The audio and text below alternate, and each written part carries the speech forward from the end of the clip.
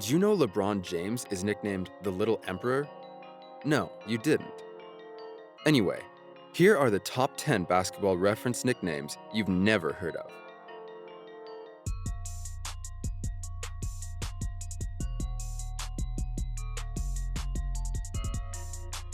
10. Spell check. Aaron Afalo. Playing off the fact that his parents completely botched the spelling of Aaron when he was born, I wouldn't be surprised if Afalo created the nickname himself, hoping it would catch on so people wouldn't always misspell his birth name. I'm gonna pretend like that's exactly what he thought, and enjoy the fact that rather than create a nickname for marketing purposes, Aaron Afalo really just wanted people to know how to spell his name. You done messed up, Aaron! 9. Optimus Dime. John Wall. There's not much to say about this one. It's just a great pun that makes sense. John Wall is always among the league leaders in assists, thus the Optimus Prime reference pays tribute to his great court vision. I also think the nickname has some hidden potential for highlight reel passes during broadcasts. 8. Big classic. Al Jefferson. This is perfect. It is incredibly difficult to get a great basketball name without being a star. But Al Jefferson is a rare case. The NBA could decide today that any shot outside 5 feet is now considered a three-pointer, and Al Jefferson would not care. He would still be banging in the low post, knocking down 2-footers. That man will die in the 20th century. 7. Red Velvet. Kevin Huerter. This one comes with some irony. First and foremost, the nickname's main purpose is to complement and bring attention to the Huerter's silky smooth jump shot. But Kevin Huerter also looks like the most awkward player in the NBA. So to think of an announcer yelling, "There goes Red Velvet," as this small-framed red-headed kid knocks down 8 threes against teams is perfect. 6. The yoga instructor. Rajon Rondo. Originally dubbed to him in 2015 by the NBA TV crew, apparently, the yoga instructor is an ode to Rondo's ability to keep bodily composure and finish in traffic. It's a solid nickname. Rondo does, or should I say did, have a plethora of moves that force defenders to contort their bodies in odd ways, and he's a pretty nimble guy.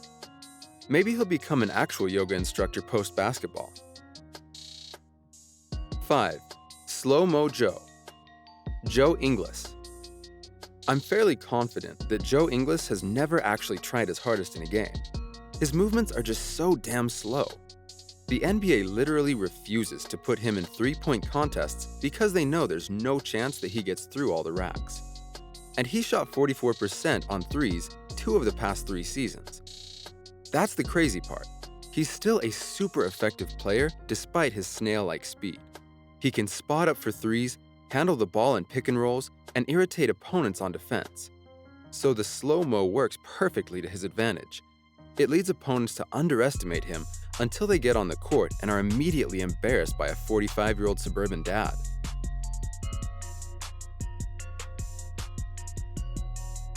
4. The Ginger Ninja. Brian Scalabrine.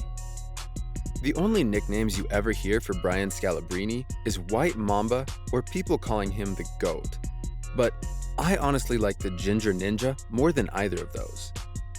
White Mamba is just ripping off someone else's nickname, and people calling him the GOAT is way overused. The Ginger Ninja still preserves the lighthearted and comedic nature in Scalabrine's career while also providing a change of pace. 3. The Threegenal Manager. Mike Scott. Perfectly executed. Obviously, referring to the former hit TV show The Office and its main character, Michael Scott, who was the regional manager for Dunder Mifflin. The Threegenal Manager provides not only a basketball spin to the title, but one that makes sense for Scott's game. Best utilized in pick and pops, Mike Scott has shot over 40% from three-point land in 3 of his last 4 seasons. The only thing that would somehow make the nickname even better is if Scott has never even actually seen the show. Would I rather be feared or loved? Easy, both. I want people to be afraid of how much they love me. 2.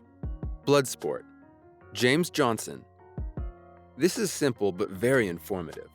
Bloodsport is a nice reminder that James Johnson is 7-0 in the MMA, and not the guy opponents want to be picking a fight with. The main reason it's this high up is purely for just how badass it is.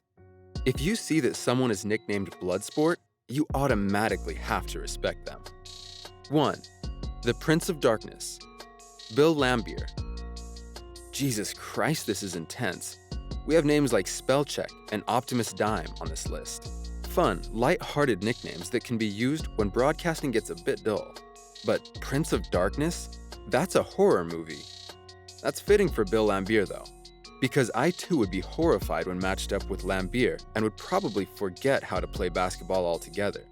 Just completely enveloped with what type of antics Bill was gonna pull. So that's ultimately why he gets the top spot. Not only is it a dope nickname, but it completely encapsulates the man that was Bill Lambier.